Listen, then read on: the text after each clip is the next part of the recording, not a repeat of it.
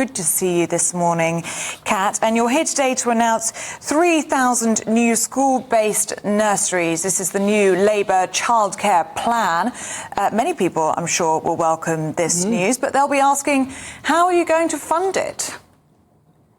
So, yes, we are delighted to be able to announce a plan for how to deliver on the childcare places that the government have already promised an awful lot of families, but unfortunately many are finding there just aren't the places available in their area to be able to access it. We know how important childcare is, not just for a child's development, so that they have that opportunity to be in a really good quality early setting and be school ready when the time comes, but also for parents to get out to work and be able to really improve their standard of living as well. So in terms of the proposal, it's to really utilise some of the space that's emerging in our school system, because we have a falling birth rate currently that it's working its way through our primary system, and to use some of that capacity that's there and to fund the conversion into nursery places, and also ensure that we can ensure the high quality staffing of that childcare support as well. And we'll pay for this by closing the loopholes on private schools, the current VAT and business rates exemptions that they have. This is part of what that money will go towards, and it will really help to build that childcare of the future that we're very keen to ensure that every family has access to. So this is going to be funded with is this a 20% VAT that you're going to charge to private schools? So that will raise about 1.7 billion. We heard earlier from Labour that they were actually going to get 6,500 more teachers as well. So is that over a parliament, or is that every year? If you're going to use that money also to fund the nurseries and 6,500 teachers, and Emily Thornberry yesterday talked about using that for breakfast clubs as well. So could you just sort of clarify that for us? Yes, happy to. So in terms of the private school, yes, you're right, it'll raise between, well, we think a conservative estimate is 1.3 to 1.5 billion, and that will ensure that will be an annual amount that will be raised from that tax that we will impose. And we really want to use that money to fund additional teachers in our state schools, and also to now support as well this change in the schools that we need to make to ensure we have the childcare places, because it's so important that not only if we're going to really fund our state sector, which we want to do with this change in the taxation, that we put that money in at the earliest point possible.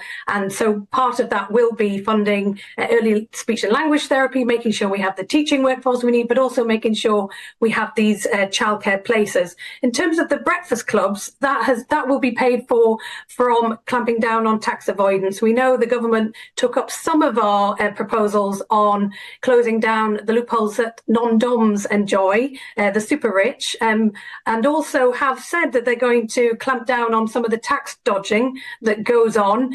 But we have a much more comprehensive plan that will bring in additional revenue from those measures. And so we want to see those go towards funding our state sector in general, right from the early years right through to when children leave secondary school, where we know there's a massive shortage of teachers at the moment, particularly in specialist subjects like maths. So sorry, could you just come back on to the thing where is it 6,500 more teachers over a parliament or a year? Because I just wanted to clarify that.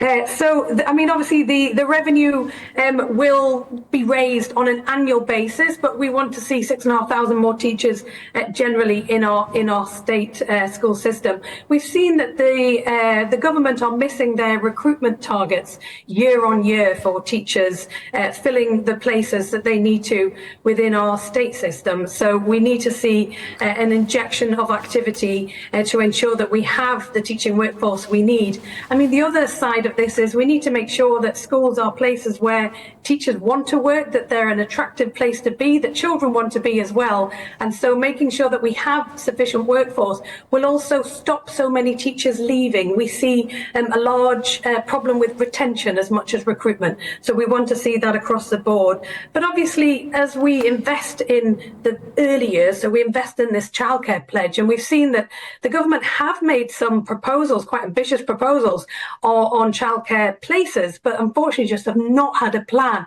to actually deliver those places in practice. So we have come up with this plan.